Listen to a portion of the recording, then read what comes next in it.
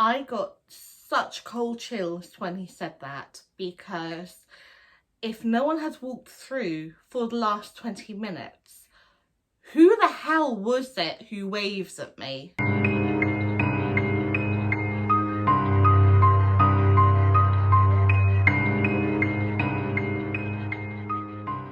Hello lovely people, welcome back to my channel, or welcome to my channel if you've just joined us.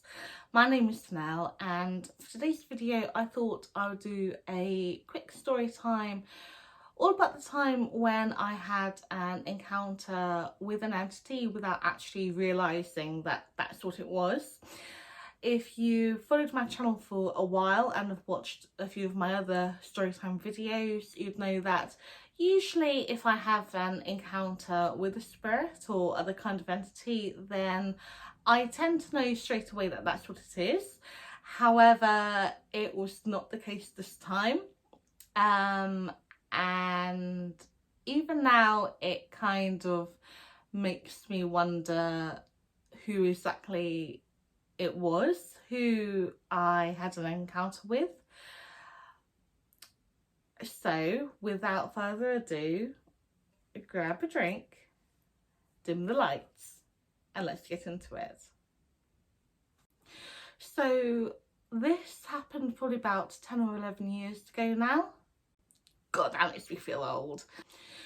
So I've not long moved to the city where I'm currently living, and one evening I noticed an event pop up on Facebook, and it was by a paranormal investigative group, and they had arranged to investigate this incredibly old pub just down the road from where I was living. And so I thought, you know what, I've just moved here, I don't really know a great deal of people, this could be a good way of, you know, kind of getting out there, meeting new people, hopefully making some new friends along the way. And I remember actually talking to my dad about it before I booked tickets, and at this point he was kind of at the stage of going from hardcore skeptical, no there's no such thing as ghosts, no such thing as the afterlife, when you die and that's it, to actually maybe there's something after death, maybe, kind of thing. And so I suggested that he come along with me to this evening, and much to my surprise he agreed. So we booked tickets, and when the evening came, off we went. I remember there being quite a big group of us at this evening, so what they did was kind of split us off into 4 groups, and what we would do is kind of rotate around the different areas of the pub and do like various different types of like investigative work. And then all meet back up at the end of the evening to discuss our findings. So my dad goes off with his group, I go off with my group, and we are in the back function room of the pub. And the way the lower half of the pub was set up was just have the main bit of the bar with the tables and the main bar bit, and then you'd have on the left hand side a small corridor which led to the toilets, the outside smoking area, and the back function room. And from this function room you can actually look through the bar area into the main bar in front, and vice versa. So my group and I do our investigation in that room. I think we did like a spirit box session or something, and we weren't really getting a massive amount of response, and so after about probably 15 minutes or so they decide to kind of just stop what we're doing, have a bit of a chill out, because it was soon time to go and meet back upstairs with everyone else. So we're all kind of sat around just kind of chatting quietly among ourselves, because obviously we didn't want to disturb any of the other groups that might be, you know, nearby or walking through or whatever. And I just happened to glance up and through the bar to the main front bar, and I see like the kind of silhouette of a man stood at the bar. Now, bear in mind, we've got all the lights shut off, and so the only kind of light we're getting from is from the moonlight and the street lights from outside. And so all I can see from most people, especially from the front bar area, is like the silhouette of people.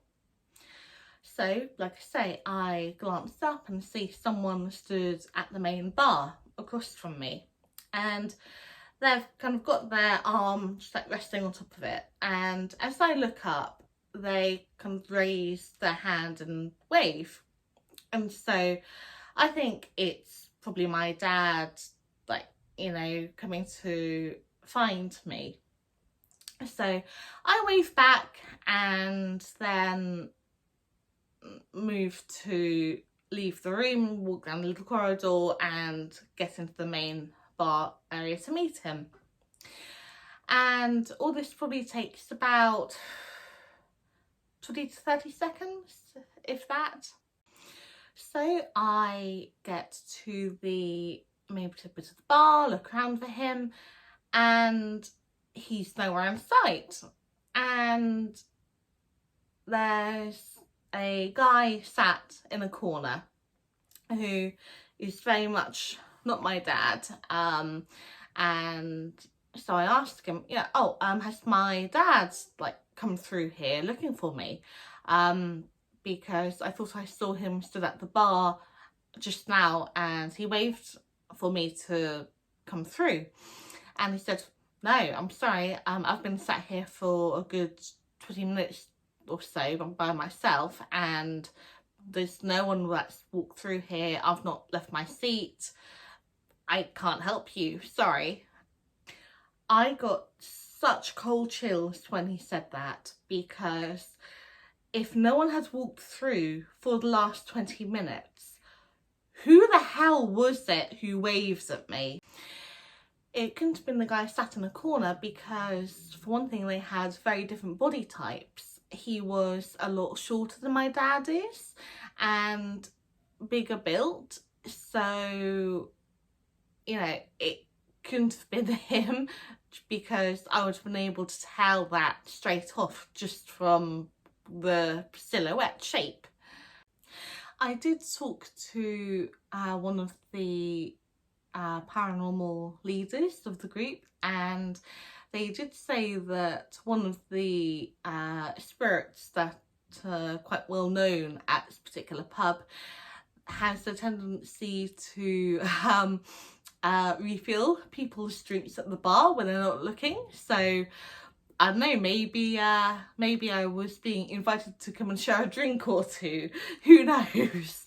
But yeah, it was a rather interesting event, and one that still kind of gives me the chills even now. Maybe that thing's starting to open up again. I should go back and see if I can make contact with whoever it was who decided to wave at me that night. What do you guys think? Leave a comment down below. Well, that's the end of today's video. Thank you so much for watching. If you enjoyed it, then be sure to leave a comment down below and a thumbs up. And if you haven't yet subscribed, then be sure you hit that subscribe button and notification bell to be told whenever I upload new content. Until next time, stay safe and sweet dreams.